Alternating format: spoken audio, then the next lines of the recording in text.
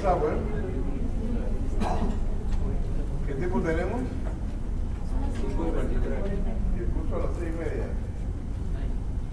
Vamos a darle de qué, 30 y 30, pues son 2 clases.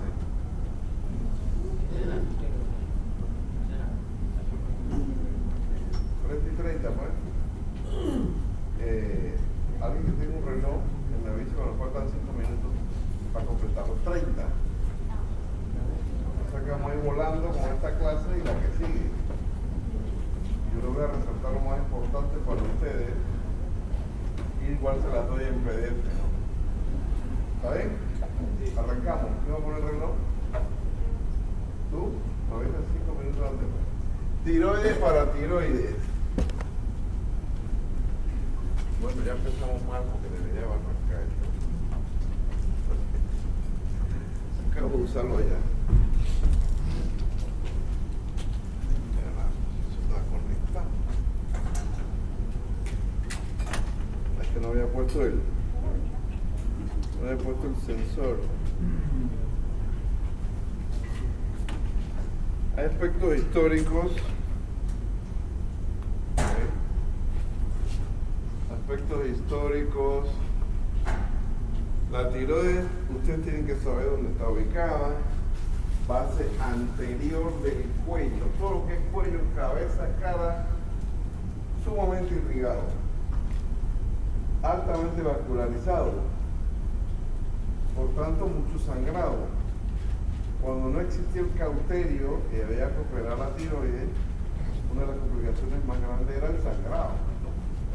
Aparece el cauterio y ya es más fácil ir ligando, ir cauterizando cada vaso y a ver uno va avanzando en la disección. Entonces, igual que hablamos en enfermedad celopéptica, acá es importante que ustedes repasen, revisen la anatomía. La anatomía, órganos cercanos a la tiroides, irrigación arterial, drenaje venoso y la inervación por la complicación que cada vez es menos frecuente de que se lesione el nervio laríngeo recurrente. Estos son ya de entrada tips para la cirugía de tiroides, ¿okay? Que es la tiroidectomía total bilateral o total derecha o total izquierda. ¿Okay? Entonces es importante revise la anatomía, la embriología. Entonces, lóbulo derecho, lóbulo izquierdo, está ubicada detrás de los músculos infraoideos. Apréndanse cuáles son los músculos infraoideos. Detrás de ellos está ubicada la glándula tiroides, justo por debajo del cartílago tiroideo, ¿verdad? Seguimos avanzando. Las fascias, uno va entrando en la fascia. Se dice que una herida penetrante que cruza la fascia, que cruza el platisma, se considera una herida penetrante y amerita una revisión en el salón de operaciones. Para el tema de tumores de tiroides, tumores en el cuello, se usan los niveles ganglionales que ustedes ven ahí. Entonces, nivel 1, nivel 2, nivel 3, nivel 4. Del 2 al 4 sigue el trayecto del esternocleidomastoideo. En la parte posterior, el nivel 5. En la parte anterior, el nivel 6. Y en mediastino ya es el nivel 7, como pueden ver.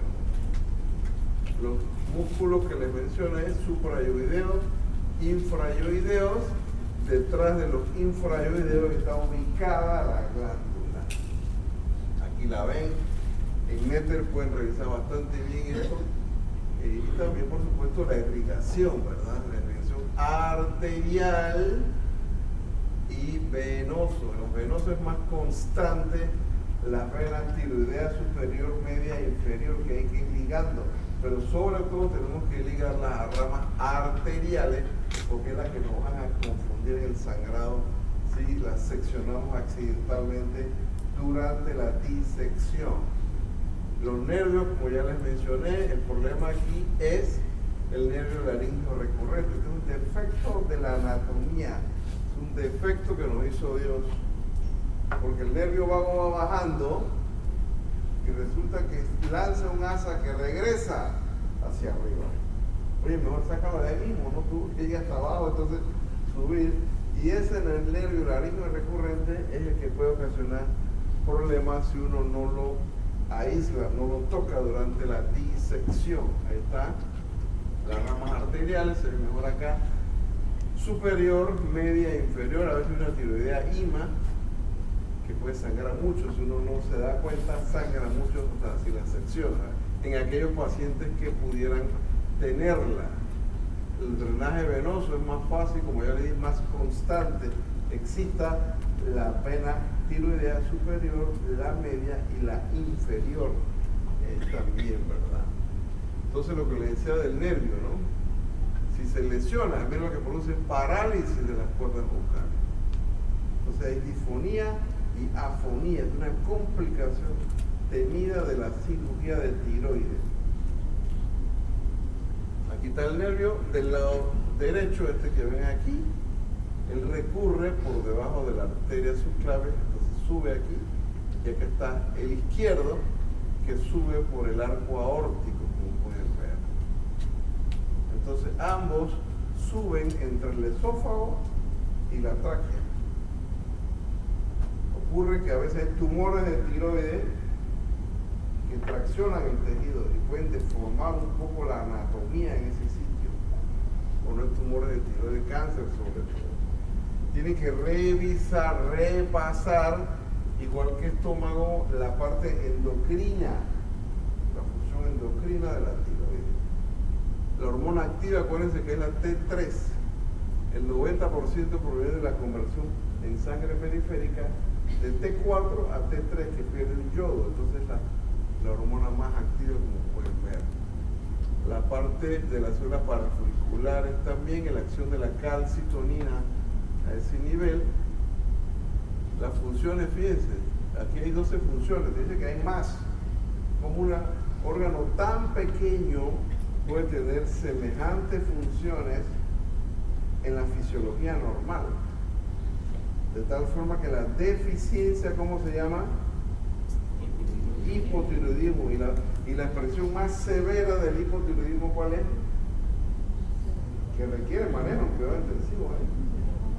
¿Cómo? Coma mixedematosa. Y el otro extremo, exceso de producción de hormona tiroidea, se llama. Y la expresión más severa que amerita manejo intensivo, tormenta tiroidea. La gente puede morirse de tormenta tiroidea o de coma mixedematoso.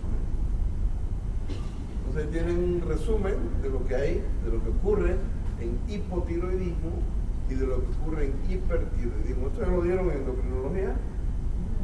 ¿Lo van a dar? Bueno, aquí puede empezar a estudiarlo ya. Porque por ambas situaciones hay que hacer, o sea, por el hipertiroidismo a veces hay que sacar la tiroides. Y puede quedar el paciente hipotiroideo, si no se suple la hormona, porque la hormona la necesitamos. Acuérdense del factor estimulante que viene del hipotálamo y estimula la glándula aquí en el hipófisis, y para que entonces se libere la TSH. Y la TSH es la que va a estimular al tiroides a que produzca T3 y T4. Y a su vez el efecto de retroalimentación negativa para que no se produzca mucha hormona, ¿verdad?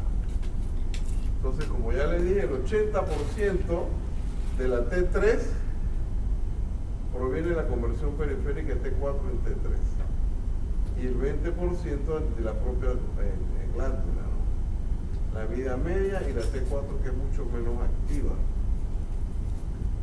Y aquí se ilustra cómo ya entra el yodo por la circulación sanguínea, aparte del estímulo a TSH y todos los pasos que se dan para que se forme lo que es en el folículo, el órgano funcional de la tiroides, donde se almacena la hormona y luego se libera por endocitosis, se libera la circulación sanguínea. pero depende del yodo. Acuérdense que el tejido tiroideo empieza aquí, en la unión entre el tercio, en la lengua, en la unión entre el tercio más profundo y los 2 tercios proximales de la lengua. Entonces ahí desciende la glándula tiroides por esto que se llama lo que es el conducto tirogloso por delante del hioides, hasta que se ubica en la base anterior del cuello. Y resulta que en ese trayecto, en ese descenso, puede quedar tejido tiroideo. ¿Okay? Y se llama tiroides lingual, que puede ocurrir desde ahí hacia abajo. Todo eso puede ocurrir en el conducto tirogloso. Entonces los arcos branquiales, ustedes lo van a leer. Entonces, como yo sé que este es un quiste tirogloso, porque le pido al paciente que saque la lengua. Cuando él saca la lengua, el quiste sube y ya me indica que esto está asociado al conducto tiroideo que tiene el paciente, el conducto tirogloso, ¿verdad? Y se llama quiste tirogloso. Hay que sacarlo. Eso se llama la cirugía de Sistrunk. Hay que resecar el hioides y se saca el quiste. Hay gente que llega por primera vez con un absceso del cuello y resulta que es un quiste tirogloso infectado. Entonces lo primero es tratar con antibióticos el absceso, drenarlo probablemente, y cuando ya pasa la inflamación, entonces se opera el paciente con esta cirugía para resecar el quiste tirogloso. Miren esa masa. Bocio significa crecimiento de la glándula. Puede estar asociada a hipertiroidismo, a hipotiroidismo o a eutiroidismo, en la cual no se afecta la función de la glándula, por eso es lo más raro. Y aquí el problema es la compresión que genera sobre la tráquea, sobre el esófago, sobre los vasos sanguíneos. Entonces se convierte ya en una razón para operar a este paciente, la compresión que puede generar. Entonces la mayoría es por falta de ingesta de yodo, que ocurre todo esto que leen aquí, y ocurre entonces una hiperplasia. Y a veces con cambios inmunológicos de inflamación.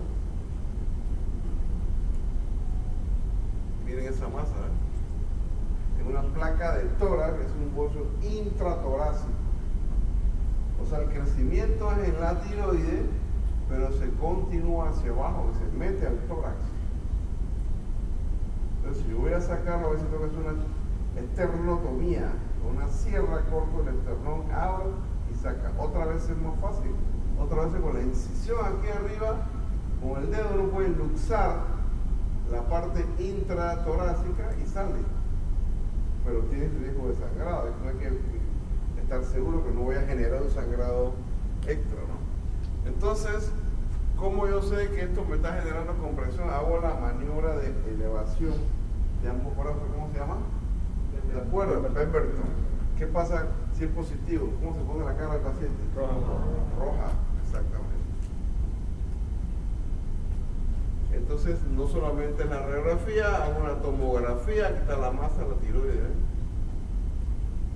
Mira la circulación colateral, porque me comprime el drenaje de la vena cava superior. Aquí está en la placa, en la tomografía.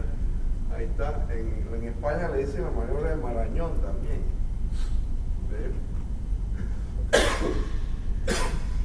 Y esto me confirma un bocio intratorácico. ¿Ok? Ahí está, solamente elevando los brazos. Entonces, ¿cómo se examina la glándula tiroides? Por la espalda del paciente.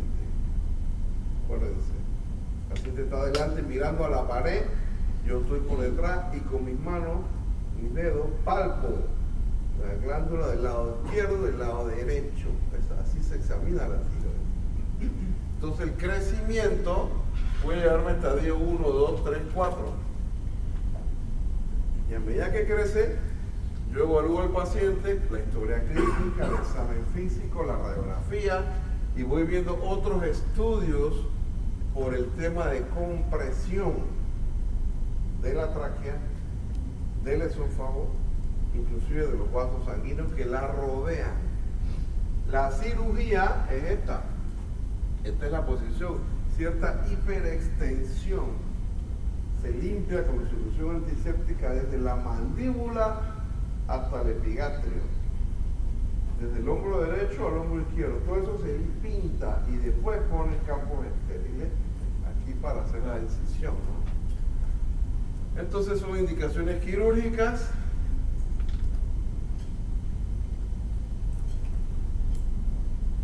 Entonces ahora viene una parte inflamatoria. La parte inflamatoria de la glándula afecta mucho más a las mujeres, a las damas.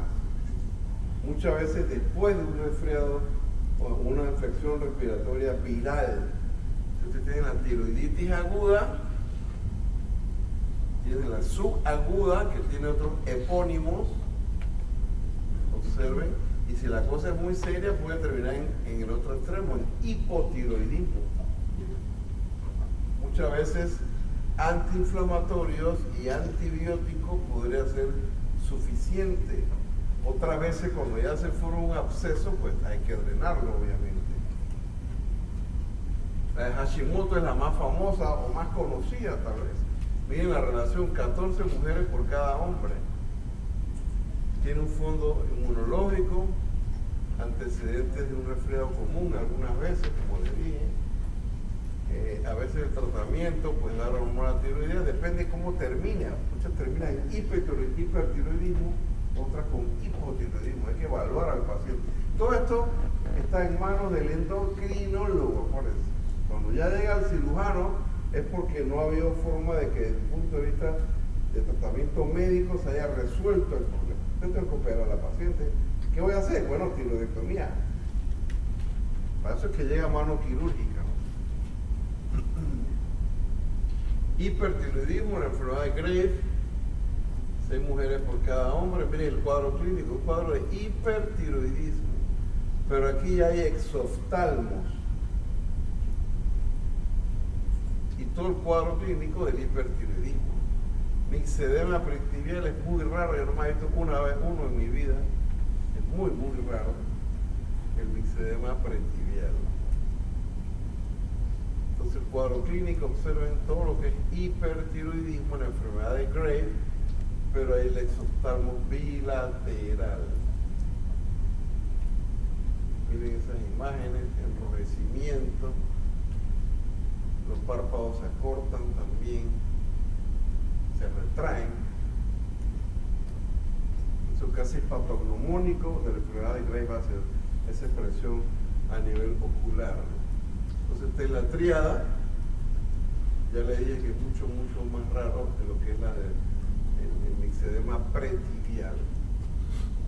Sí, el 5% de los pacientes nada más aparecen a este nivel. Depósito de glucosaminoglicano que ocurre ahí. Hormonas tiroideas con una TSH bien suprimida, T3 y T4 elevada. Y tratamiento, miren, yodo radioactivo, bloqueo de hormona tiroidea, tapazol y cirugía ya cuando falla el tratamiento médico. Propanolol, inclusive por la taquicardia que pueden tener los pacientes. ¿Qué tiempo sigue? ¿Qué tiempo tenemos? Quedan 7. Enfermedad de Plummer, bocio multinodular, taquicardia, cansancio, debilidad. Tratamiento, observen, incluida la cirugía. ¿Cuál es la cirugía? Tiroidectomía total bilateral.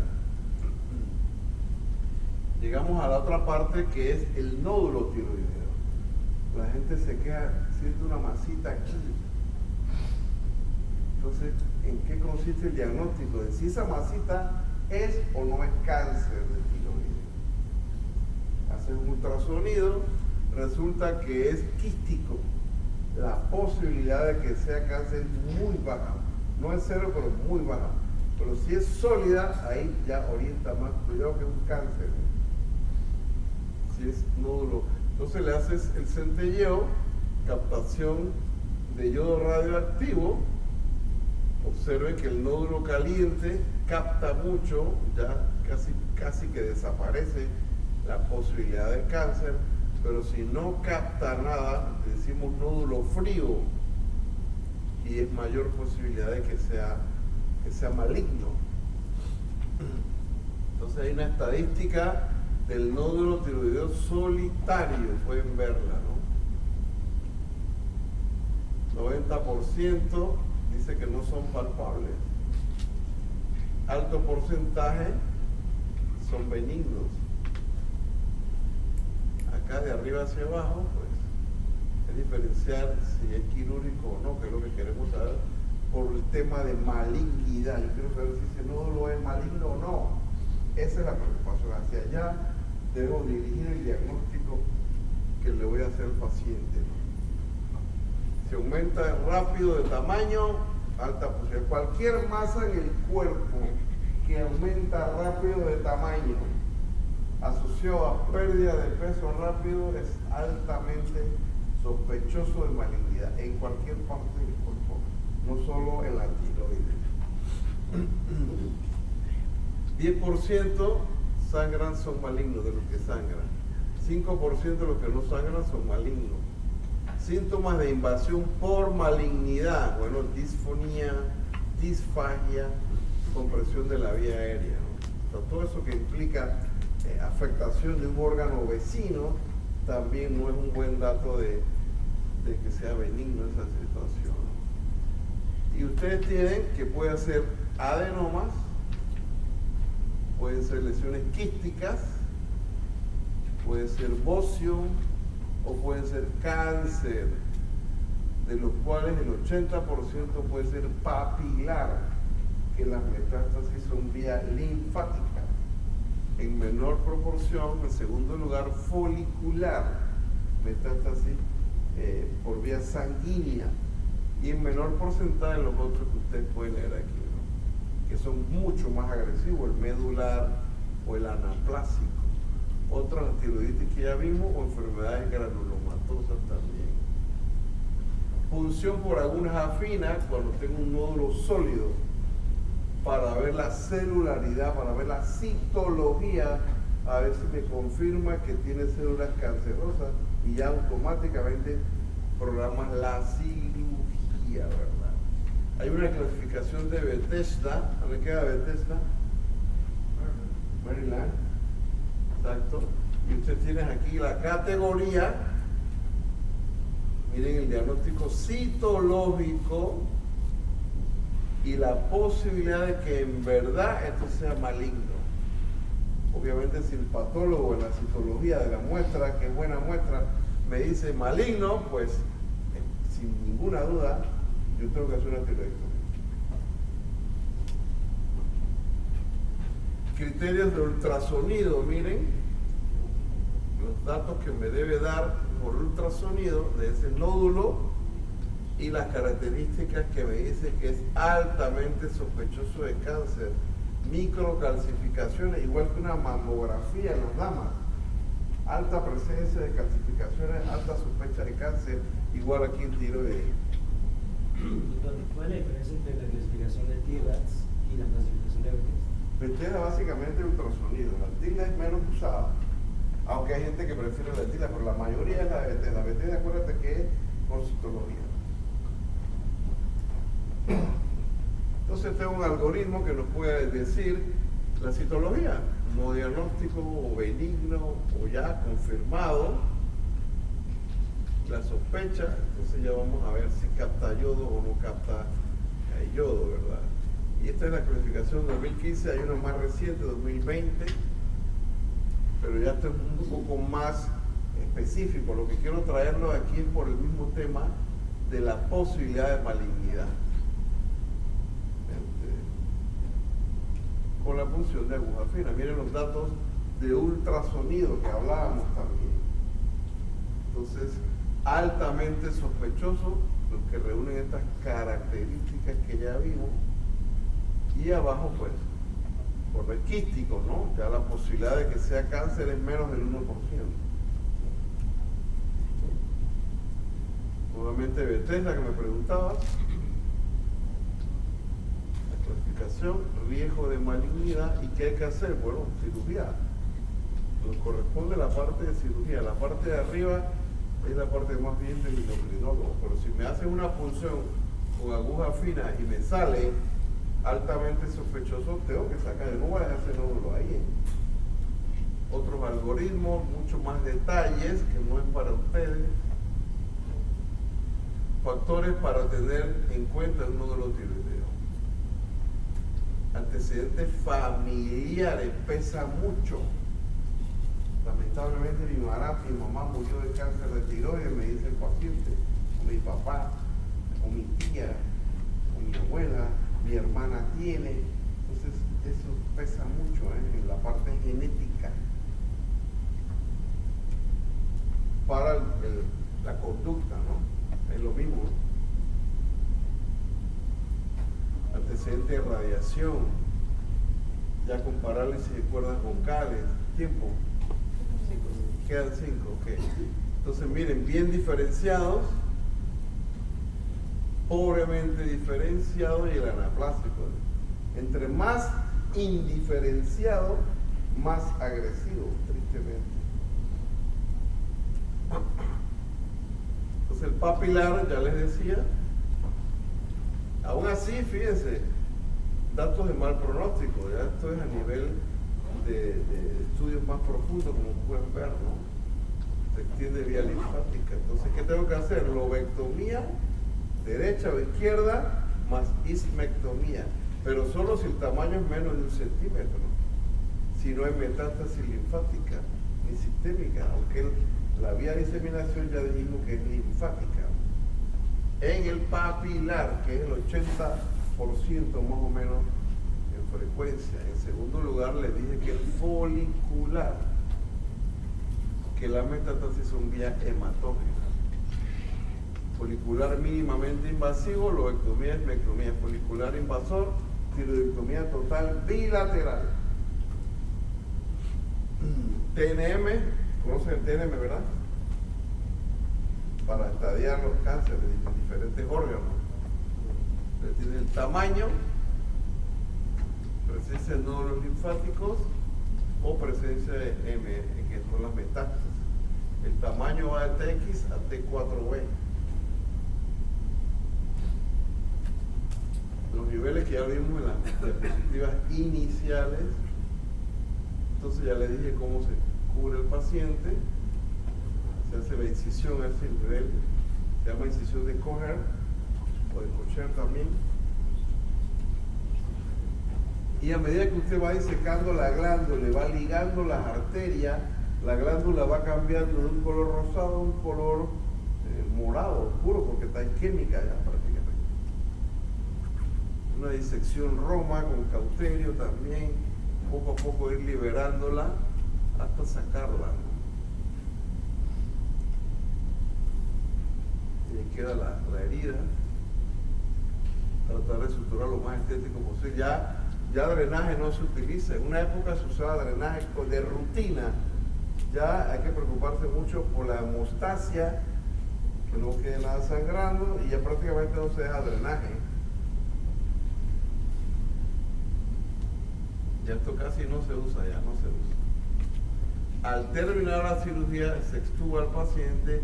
El anestesiólogo debe verificar la integridad de las cuerdas vocales. ¿Por qué? Por una posible lesión del nervio laríngeo recurrente, me dijo. Que eso debo tratar de huirle. Mira cómo queda morada la glándula isquémica. Esto no se hace en Panamá, pero es un abordaje con robótica por la axila. Y se va disecando subcutáneo y se hace la tiroidectomía. Y la cicatriz queda acá en la axila. El cuello queda libre, la piel del cuello no se nota como una cirugía.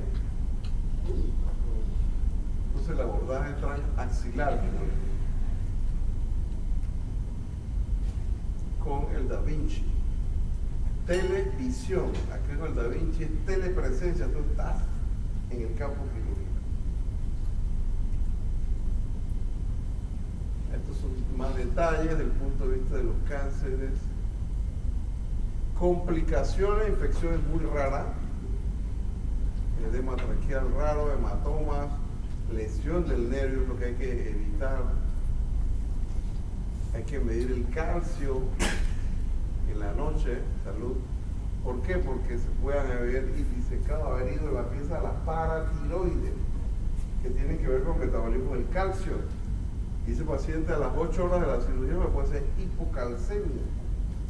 Por eso tengo que medir el calcio en una muestra sanguínea en la noche del mismo día de la cirugía, para monitorear el calcio que no esté disminuido. Entonces así puedo ver las cuerdas vocales. El anestesiólogo apenas termina la cirugía, ¿no? Eso es lo normal cuando respira o en fonación. Y si algún lado no se mueve, pues por supuesto que está paralizado. Entonces, en el pasado, cuando esto empezaba hace 60 años, era más frecuente la lesión de la laringe recurrente. Y había que reintubar al paciente porque no podía respirar simplemente. Y terminaba en traqueotomía algunos casos. Ya, afortunadamente, esto ya, yo diría que no se ve, ¿no? Ahí están las paratiroides, entonces esas son las que me pueden dar hipocalcemia por hipoparatiroidismo. Primario es cuando hay un adenoma, la causa más frecuente. En este caso, acuérdense. Entonces, hay hiperplasia, es menos frecuente, y me produce hipercalcemia. Entonces, algunos pacientes, el cuadro inicial es cálculo urinario. Y le haces todos los exámenes y el otro tiene un calcio en 15. Tiene una hipercalcemia. ¿Por qué? Y empiezas a hacer todos los estudios y te das cuenta que por hiperparatiroidismo primario, secundario un adenoma de la paratiroides. Y todo esto me puede producir, como pueden leer, ¿no? Esta pancreatitis, constipación, pérdida de peso, hipertensión. Y acuérdense que el nivel de calcio se mantiene estrictamente a través del mecanismo de retroalimentación, en la cual baja el nivel del calcio y se activa todo el sistema de las paratiroides, y en menos de 30 minutos ya se ha logrado corregir fisiológicamente. El primario, el secundario por deficiencia de calcio, el terciario asociado a falla renal. Por eso estamos hablando de hiperparatiroidismo. El otro es como complicación de la cirugía, es hipoparatiroidismo con hipocalcemia. Tenía que hablar de suprarrenales también, quedan 2 minutos. ¿Cuánto queda? Se acabó. Anatomía de las paratiroides, acuérdense de las suprarrenales. Acuérdense que tenemos la zona glomerular que produce aldosterona, la fascicular que produce cortisol y cortisona, la zona reticular que produce los andrógenos, y en la médula donde está, pues, que se produce las catecolaminas, ¿no? ¿Qué tumores hay en la suprarrenal? A nivel cortical, miren, adenomas, carcinomas, abscesos, hemorragia puede haber también, y a nivel medular, pues el fiocromocitoma, que puede producir hipertensión arterial muy importante en algunos pacientes, quistes, y por supuesto un sitio de metástasis de primarios de otros órganos. También puede dar metástasis a la glándula suprarrenal. Creo que esa era la última. Estos son tantos de otros pacientes. Vamos, entonces la otra clase es de mordeduras de ofidio. ¿Cuál es el lugar que más se da en Panamá? Mordeduras de ofidio. Santiago. Hola. No es Santiago, no es Moca, es Veraguas. Soná. Soná, en Soná. En Soná. Los que van a ser internados en Soná, mucho cuidado, ¿Dónde es la mordedura más frecuente? ¿Dónde es? En el tobillo. Entonces, si van al monte, botas hasta la rodilla, ¿eh? La gente juega con las serpientes, con las culebras, ¿eh? Mira, con las cobras, se las pone en el cuello, juega con ellas, con la pitón albina, ¿eh? Pesa la condena, ¿eh? Miren, ve Panamá, básicamente zona, compare con los otros países, es altamente frecuente. Entonces, ¿yo qué tengo que saber, o qué me interesa saber cuando me llega un paciente mordido por una culebra, por una serpiente? ¿Qué yo quiero saber? ¿Qué? Si es venenosa o no. Eso es lo que yo tengo que preguntarle, porque me puede matar al paciente si es venenosa. Entonces, ¿cuántos tipos de veneno hay?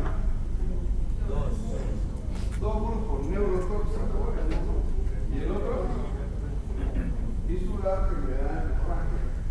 Entonces, ¿cuál de las dos tendré enfermo? Una pregunta. Entonces tienen la clasificación, por ejemplo, rápido, cosas que no voy a poder explicar. Son capaces de luxar su mandíbula para poder incluir presas de mayor tamaño. Se luxa la mandíbula, la parte inferior, y se luxa el hueso cuadrado que tienen aquí, y la capacidad oral aumenta mucho, mucho más para poder engullir presas de mayor tamaño. Entonces, ojalá le trajera la serpiente. Si usted examina la serpiente, tienen que ser capaces de ver la anatomía y poder intuir esta es venenosa y esta no es venenosa. La cabeza de las venenosas se diferencia claramente del resto del cuerpo. En las no venenosas no. La cola de las venenosas es bien puntiaguda. En las no venenosas es casi redondeada. La foseta loreal es un orificio que hay entre los ojos y la nariz. En las venenosas, en las no venenosas no se ve. Entonces, esos datos anatómicos son importantes para poder diferenciar. Aquí está la foseta loreal. Por supuesto, los colmillos es donde viene el veneno, que se le mete a la víctima. ¿De qué depende la cantidad de veneno? ¿De qué depende? Que si ya comió o no, ¿verdad? Resulta que tiene una semana que no come. Entonces la cantidad de veneno acumulado es enorme, a diferencia si comió esta mañana y te mordió de todas maneras, ¿no? Entonces ellas son termosensibles. Esos videos tienen que haberlos visto, cómo le inyectan a la rata el veneno y la rata se escapa. Pero ellas saben que esta va a morir cerca, a 2 metros, a 10 metros, a 15 metros. Dale tiempo a que el veneno haga efecto y simplemente la va a buscar y la encuentra y simplemente suaca. Un manjar, ¿verdad?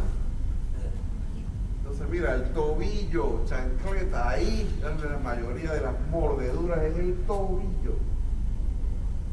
Raras veces la serpiente está en el árbol, que también ocurren mordeduras en la mano o en el cuello, porque están en árboles, pero la mayoría están arrastradas en el piso, en los arbustos. Se mimetizan con la naturaleza, tú no las identificas, ahí está. ¿Ok? Entonces, clasificación, esto es lo que nos interesa, venenosa o no venenosa. Vamos rápido porque quiero llegar al tratamiento. Dentadura, venenosa, no, bueno, las pitón, entre más grandes, menos venenosa. Pero si a ti te rodea una anaconda, compadre, esa te va a triturar, te va a matar de todas maneras, te va a fracturar todos los huesos.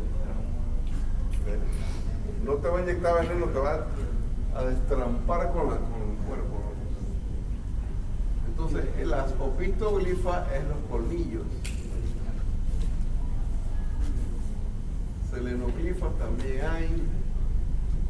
Movimientos. Entonces, tenemos 3 grandes grupos. Esto tienen que aprendérselo bien claro.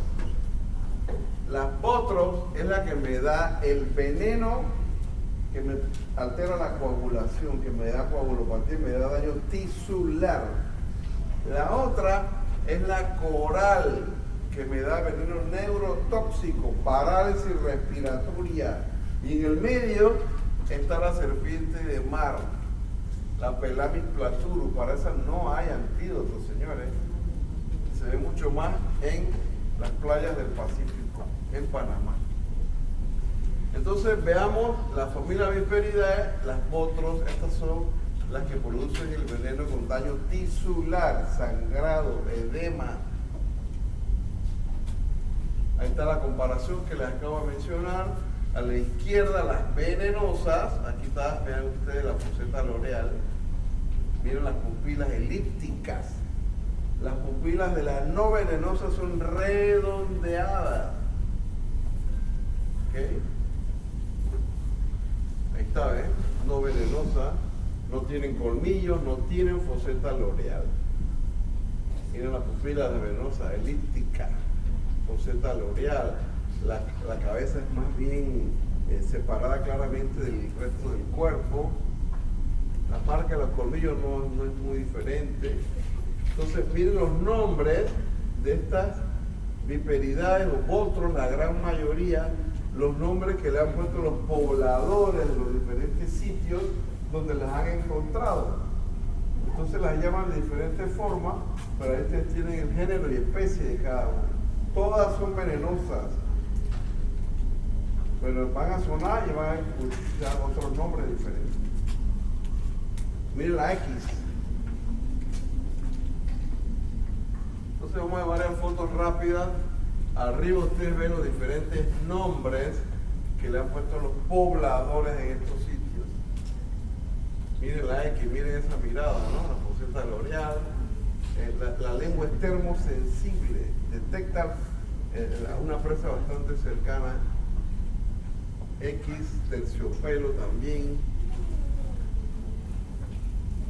Esta es la toboba de altura, miren cómo se mimetiza. La lora o la boquilla también le llaman. Esto también se puede encontrar en algunas ramas de árboles y a veces no logras verla, ¿eh?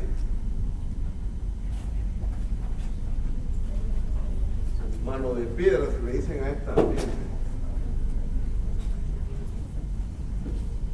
Mano de piedra. Tamaga de altura. Esta es grisácea. Miren esta oropel, también se le llama, o la botros kelei. Miren esta amarilla, claro, se identifica rápido, ¿no? Cascabel, matagüey le llaman algunos también. La que es sismuta, ya hasta ahí. Ahora vienen las corales, que son daños, veneno neurológico, acuérdense. Son géneros Micrurus. Aquí, ¿cómo se llama el código? Rana. ¿Qué significa rana? Y eso me confirma que es venenosa. ¿Ah? Es venenosa, ahí está. Rojo, amarillo, negro, amarillo. Esta es una coral verdadera, venenosa.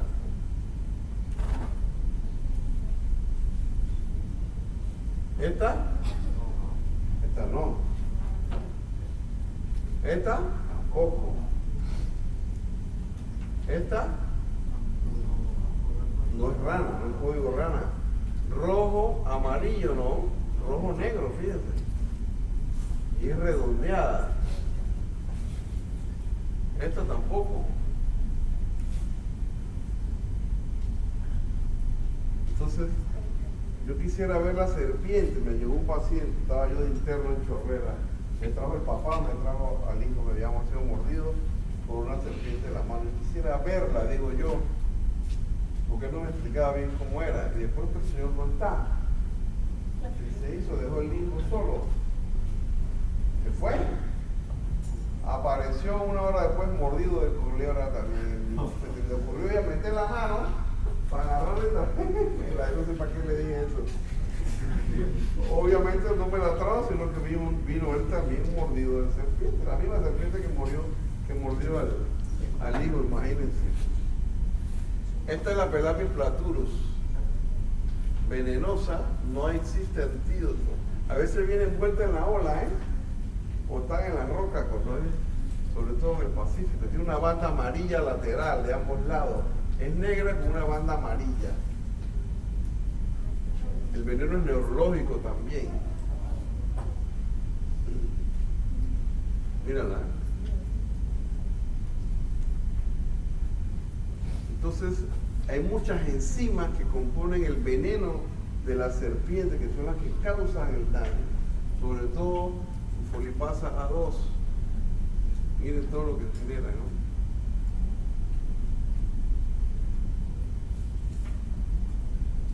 Todo ese efecto lo van produciendo en la coagulación. Entonces miren los efectos locales, sistémicos y neuromusculares ya. Síndrome compartamental, lo mordió aquí. Quítale el reloj, quítale el anillo, quítale las pulseras, porque eso se va a edematizar enormemente. ¿Y qué pasa? Cuando vas a querer quitarlo, no vas a poder. Hay que quitarlo antes, apenas llega el paciente. Y se puede comprometer la circulación sanguínea y producirte un síndrome compartamental. ¿Hay que hacer qué? Fasciotomía para liberar la presión y mantener la circulación, porque si no, se va a perder la extremidad y quedan amputaciones, tanto extremidades superiores como extremidades inferiores. Entonces hay que estar vigilando la parte neurovascular distal, cómo está la sensibilidad, cómo está la movilidad, cómo está el llenado capilar. Eso hay que evaluarlo en las mordeduras de extremidades superiores e inferiores. Entonces miren los síntomas grado 0. No hay signos y síntomas, dicen locales. Grado 0 lo ven ahí, está la mordedura. Grado 1, leve, hay edema, hemorragia local, no hay alteraciones sistémicas. TPT fibrinógeno normal. Grado 1, mírenlo, el edema, la flitena. Ahí está, y a veces uno lo marca para ver cuánto aumenta. Grado 2 ya moderado, ingiborragia, puede haber hipotensión. Miren que va empeorando el cuadro clínico. Ya se prolonga el TP y el TPT sobre todo. Miren estas imágenes. Acá la parte posterior. Grado 3 ya severo, ya hay necrosis.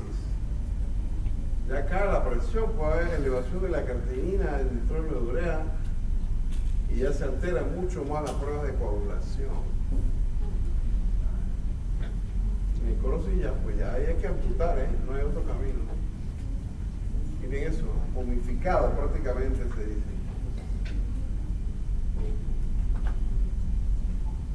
Ahora, eso era del daño tisular. Este es el veneno de la coral, neurológico. Síntomas locales, parestesia, adormecimiento, salivación, ya se altera los movimientos oculares, ya no le entiendes las palabras, disartria, tosis palpebral, y eso va empeorando hasta que viene la dificultad respiratoria, la parálisis respiratoria, y ya usted sabe lo que es. Así se muere la gente. Miren los grados del envenenamiento por corales: 0, 1, nivel 1, leve, o grado 1, grado 2, grado 3. Todo esto depende de la cantidad de veneno que le hayan inyectado al paciente en la mordedura. Está claro que entre más veneno, más daño, más riesgo de muerte. Síntomas neurológicos, mire, visión borrosa, no veo bien, dice el paciente.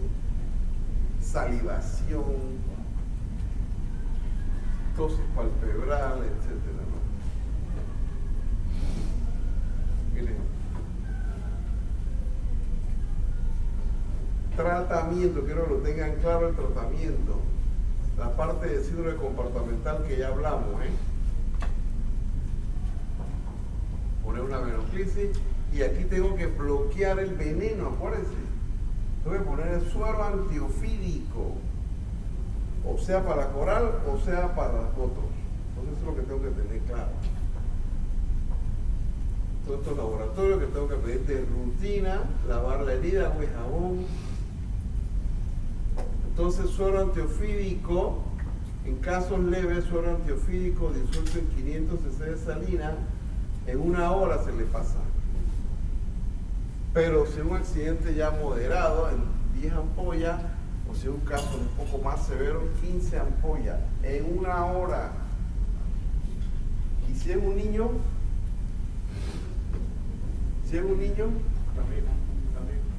¿no le pongo menos?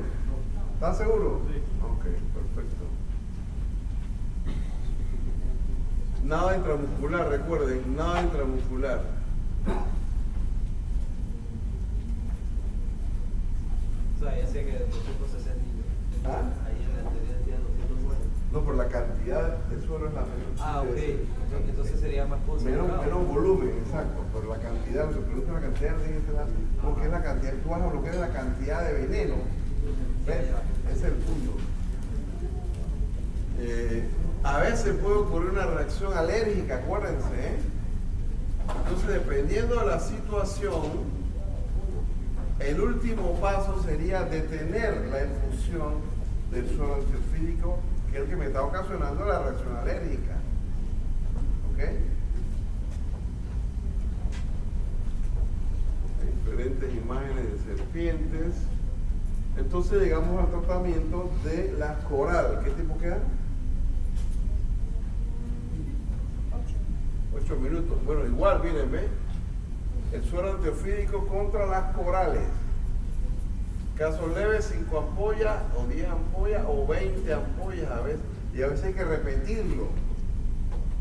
En el caso del daño tisular por otros, me guío por los tiempos de coagulación. Si los tiempos de coagulación corrigieron 4 horas, después de haber acabado la infusión, de pronto ya es suficiente. Pero si todavía sigue la prolongación de los tiempos de coagulación, podría poner otra tanda de suero antiofídico. Ahí están los niños, igual cantidad. Embarazo. ¿Qué pasa con el embarazo? Sin reserva el tratamiento, ahí lo dice claro, porque la idea es bloquear la cantidad de veneno que yo interpreto en base al cuadro clínico que tiene el paciente. Prevención del tétano siempre en todo, antibióticos también, es una herida que puede infectarse sin duda. Después ya el manejo de la herida, estas heridas no cicatrizan normalmente. La cicatrización se retrasa, la herida puede empeorar, aparte de que se puede infectar. Bueno, esta era la última. ¿Preguntas? De la serpiente marina. No tengo nada. Soporte, manejo de soporte. Y al final 12. Depende de la cantidad de veneno. Algunos sobrevividos, pero la inyección es muy grande de veneno en la mordida, pues se muere. Ya repito, estaba en el Pacífico. Una vez vine el periódico una invasión en la playa de Los Santos, más por la playa. ¿Tú estás por de allá? ¿Ya has escuchado? ¿Qué les avisan? Ah, ¿verdad? ¿En qué playa? Pues así he escuchado, exacto, por allá. Claro, que sí, nosotros morimos una mordedura. Ok, ¿quién va a copiar la charla? ¿La clase?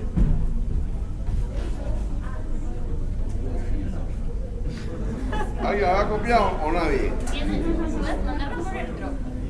Sí. Ah, bueno.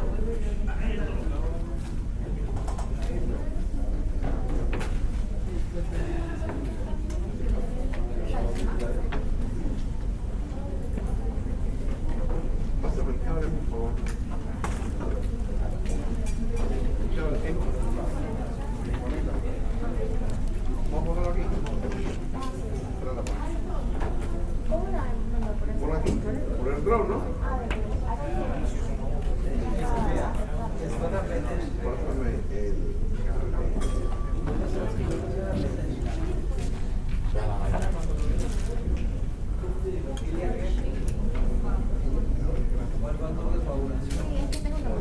Ah, dale. Hey, hola. No, contigo no. Doctor. Hola, doctor.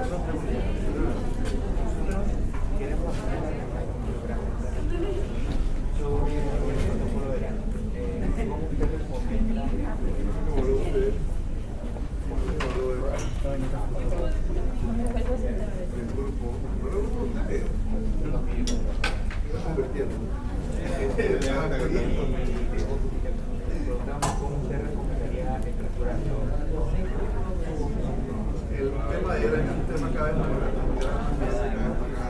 Recientemente en Panamá se hace fracaso de la cirugía panameña, diría yo, donde yo no solo por general, sino por los caballistas. Lo único que cada vez más se ha demostrado que se ve diferentes especialistas de origen apareciendo por consiguiente, me parece que es una necesidad que hablen del tema. Y es un tema que me encanta. Entonces, dicho esto, te preguntaría en qué lo quieren abordar, alguna cirugía en especial o básicamente en general toda la población. Okay. ¿Es una presentación o es una publicación?